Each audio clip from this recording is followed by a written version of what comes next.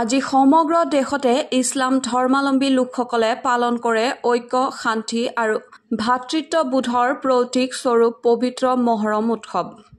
এই উৎসৱটিৰ বাবে ইছলাম ধৰ্মাৱলম্বী লোকসকলে অধীৰ আগ্ৰহেৰে বাট চাই থাকে।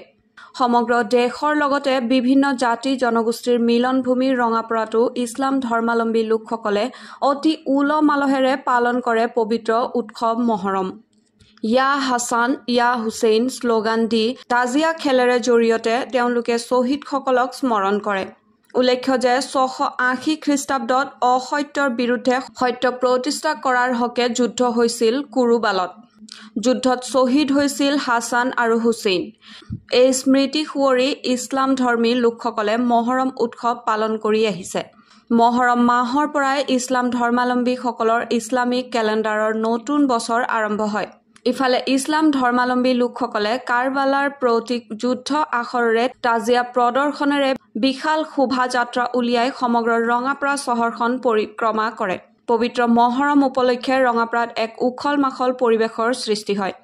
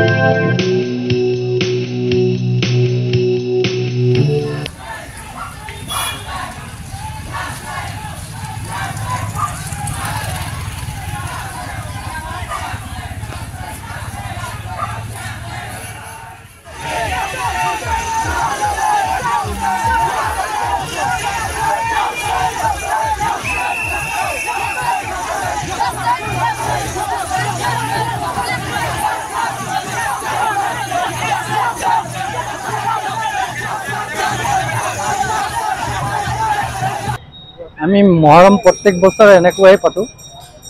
মিলা প্ৰীতিৰ ভিতৰত আমি মহৰম উদযাপনটো কৰি পেলাই আমি পাৰ কৰোঁ আৰু আমি সমূহ ৰঙাপাৰাবাসী ৰাইজক ৱেলকাম জনাওঁ আৰু শান্তি প্ৰীতি ভিতৰতে আমি মহৰমটো এই বছৰ ভালেই হৈছে। শান্তিৰে আমি আহিছোঁ, আহি পেলাই আমি মিউনিচিপালিটি ৰাস্তাটো প্ৰচেছন কৰি পেলাই গৈছে, আকৌ প্ৰচেছন কৰি পেলাই আহিব আৰু এইখিনিৰ পৰা আকৌ যাব মাজাৰলৈকে।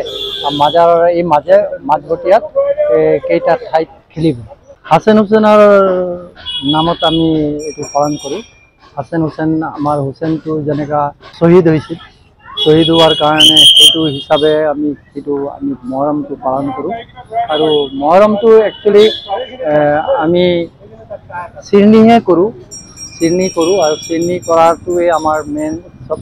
আৰু তাৰ মাজত অলপ ফূৰ্তি কৰিবৰ কাৰণে, খেলিবৰ কাৰণে মানুহে অলপ উদযাপন কৰে।